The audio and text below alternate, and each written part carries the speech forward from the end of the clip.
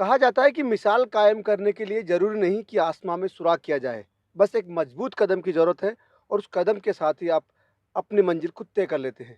कुछ इसी तरह के हौसलों के साथ में राजस्थान में करीब 550 से ज़्यादा ऐसी लड़कियां हैं, महिलाएं हैं, जो पारिवारिक कारणों की वजह से जिन हालातों में वो रही है, उसके बाद वो आत्मनिर्भर बनी है और उसका काम किया है आज़ाद फाउंडेशन ने उन्हें आत्मनिर्भर बनाने के लिए।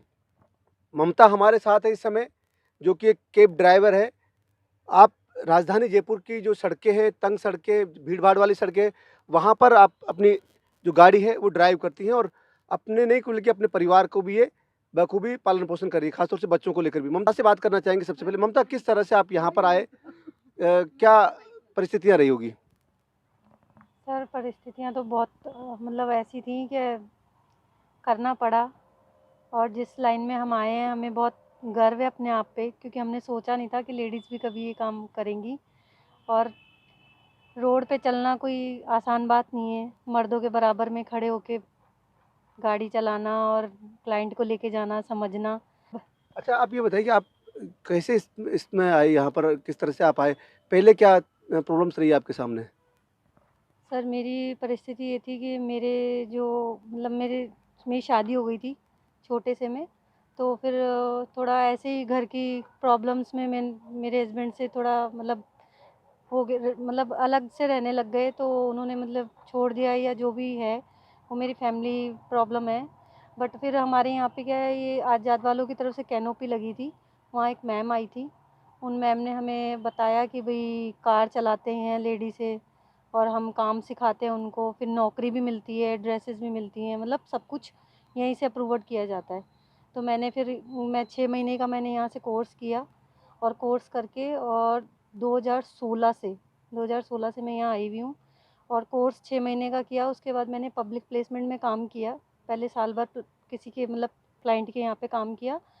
फिर उसके बाद मैं आज सखा में ड्राइवर हूँ, कॉमर्शियल ड्राइवर। और मेरे पास 2 बेटियाँ हैं। मैं उनका खुद पालन-पोषण खुद अकेली कर रही हूँ, और उनको अच्छा मतलब पढ़ाई अच्छी करवा रही हूँ। और मैंने अपनी मेहनत से जितना भी किया है, मेरे को खुद को मतलब गर्व है कि मैंने अपने पैसों से और अपनी मेहनत से किया है। मैंने किसी से माँगा नहीं है, और अभी भी आगे भी जितना हो सकेगा करने की कोशिश करूँगी। Thank you. बिल्कुल, ये ममता है। ऐसी ममता एक ही नहीं बल्कि राजस्थान में करीब 550 से ज़्यादा ऐसी लड़कियाँ हैं, जिनको महिलाएँ हैं, जिनको कि इसी तरह से कैब चलाने के लिए जो ट्रेंड किया गया है। आप देखेंगे ममता किस तरह से बिल्कुल जो जयपुर की जो गलियाँ हैं, उनमें आसानी से अपनी गाड़ी चलाती है और कॉमर्शियल ड्राइवर बन बन चुकी है। और इन सबको जो पंख देने का काम किया है कि आपने एक पंख दिया, इनके इनकी जो रिक्वायरमेंट थी, उसको आपने महसूस किया।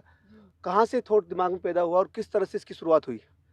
जी, देखिए, हम लोग बहुत सालों से कर रहे हैं, करीबन 4 दशक से हम महिला सशक्तता के लिए काम कर रहे हैं। दौरान देखा कि जितने भी सशक्तता के नाम के अंदर जितने भी इनकम जनरेशन प्रोग्राम है, वो बहुत कम इनकम देते हैं। तो महिलाएं चाहते हुए भी उस इनकम पे अपनी आजीविका से गुजारा नहीं कर पाती हैं। वो एक सब्स्टिट्यूट थोड़ा सा मिलता था उनको। तो ये सोच करके हमने सोचा कि हमें महिलाओं को ऐसे प्रोफेशन में लाना चाहिए कि वो आत्मनिर्भर बन सके। और बहुत सारे, आप जानते हैं कि हम जेंडर समानता की बात करते हैं, पर जब समानता की नज़र से भी जब देखते हैं तो भी महिलाओं के लिए ऑप्शन वही सिलाई कढ़ाई बुनाई जैसे होते हैं। तो हमने सोचा कि हम इनको ड्राइवर बनाते हैं, क्योंकि ड्राइविंग एक ऐसा प्रोफेशन है कि उसमें अपने आप में ग्रोथ है। आप शुरू करते हैं कि आप अपने छोटी गाड़ी चलाते हैं, पर फिर बस चला सकते हैं आप आगे जा कर के जब हेवी व्हीकल चलाते हैं तो आपकी आमद भी बढ़ती है। तो हमने सोचा कि ये उनको शायद सशक्तता के लिए अच्छा होगा उनकी, कि वो ये सीखें और कॉम्पिटिटिव मार्केट में आए और अपने स्थान बनाएं। तो ये सोच के हमने 2008 से शुरू किया एक्चुअल में, दिल्ली से शुरुआत की। फिर 2013 में जब मैं इसके बारे में बात कर रही थी, तो मुझे लगा कि जब मैं जयपुर में रहती हूँ तो इसको जयपुर में शुरू करती हूँ। तो 2013 में मैंने जयपुर में इसको शुरू किया। आज़ाद फाउंडेशन एक संस्था है जो और भी जगह पे काम कर रही है। और 2013 से हमने अब तक करीबन 550 औरतों को एम्प्लॉयबल बना दिया है। उनके पास परमानेंट लाइसेंस है। उनमें से बहुत सारी जो चाहती हैं कि हमारे द्वारा एम्प्लॉयमेंट मिले, उनको हमने एक कंपनी बना करके सखा कंसल्टिंग विंग्स के नाम पे हम उनको उसके द्वारा भी रोज़गार देते हैं।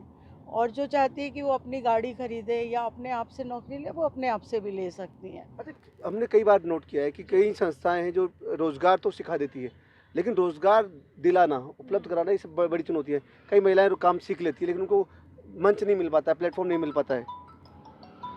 जी, ये आप बिल्कुल सही कह रहे हैं, क्योंकि सिखाना एक बात है, पर मार्केट में आना और मार्केट में सस्टेन करना दूसरी बात है।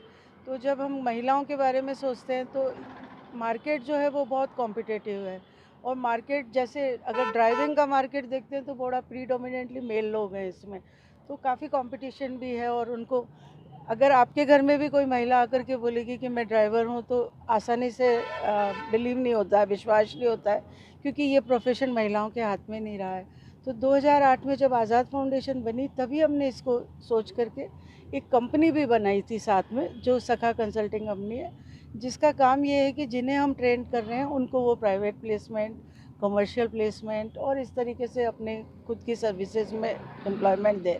उसकी वजह से वो सीख करके उसका उपयोग कर पाती है। धीरे-धीरे चलना, हाँ। और दूसरी बात, आप देखते हैं कि ड्राइविंग ऐसा प्रोफेशन है कि जैसे ही उन्होंने सीखा उनको नौकरी मिलनी चाहिए, अगर बहुत लंबा गैप होगा तो नहीं मिलेगी। तो हमारी कोशिश ये रहती है कि जैसे ही ये सीखें, उनको जल्दी से जल्दी हम जॉब में ले पाएँ। तो इस तरीके से हम लोग दोनों हाइब्रिड, एक तरीके से आप कह सकते हैं कि आज़ाद ट्रेन करता है और सखा उसको प्लेसमेंट देता है। अच्छा, राजस्थान में अगर हम बात करें तो कितनी महिलाओं को, लड़कियों को आप लोगों ने ट्रेन कर चुके हैं और अब वो किस तरह से अपना आपको सर्वाइव कर रही हैं? देखिए, वैसे तो ये मैंने जैसे कहा जयपुर में शुरू हुआ, पर बीच में हमारे साथ ऐसा हुआ था कि हमने ये कोशिश करके देखा कि हम रेजिडेंशियल प्रोग्राम करें। तो उस समय राजस्थान के अलग-अलग ज़िलों से भी लड़कियां आई थी। तो हमने कोटा में, बीकानेर में, अजमेर से, यहाँ पे भी लड़कियों को ट्रेन किया, जिन्होंने कुछ समय वहाँ पे वो उन्हीं शहरों में उन्होंने काम भी किया। पर अगर जयपुर की ही बात करते हैं तो मुझे लगता है कि अभी तो हम 550 से ज़्यादा औरतों को एम्प्लॉयबल बना चुके हैं, और काफ़ी सारी तादाद में लड़कियां हमारे साथ काम कर रही हैं।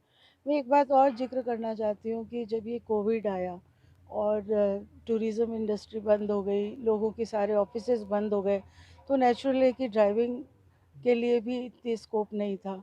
उस समय हमको लगा कि हमको महिलाओं को डिलीवरी प्रोग्राम में डालना चाहिए, तो हमने टू व्हीलर का कोर्स भी स्टार्ट किया, और हम टू व्हीलर पे उनको सिखा रहे हैं, और टू व्हीलर सीखने के बाद उनको प्लेसमेंट दे रहे हैं।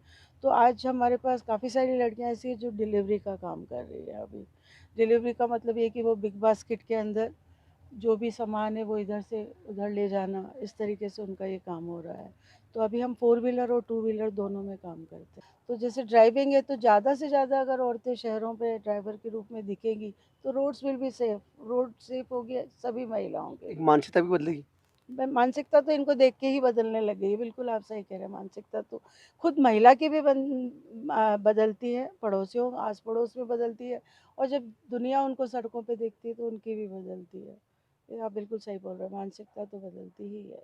निश्चित रूप से जिस तरह के हालात और जिस तरह की घटनाएँ सामने आई, उसमें एक ही सवाल उठता है कि समाज की मानसिकता बदलने की ज़रूरत है और मानसिकता शायद इसी तरह से, जिस तरह से आज़ाद फाउंडेशन काम कर रहा है, इसके ज़रिए बदला जा सकता है। जब लड़कियाँ, महिलाएँ जब आत्मनिर्भर होगी और जब वो बिना किसी डर के, बिना किसी खौफ के, मजबूत इरादे के साथ में जब वो सड़कों पर उतरेगी और सड़कों पर जिस तरह से गाड़ियाँ दौड़ाएगी या अन्य कार्य करेगी, तभी हम समाज के अंदर इन महिलाओं को एक बराबरी का दर्जा दे सकेंगे। सहयोगी विजेंद्र के साथ जसवंत सिंह, ईटीवी भारत, जयपुर।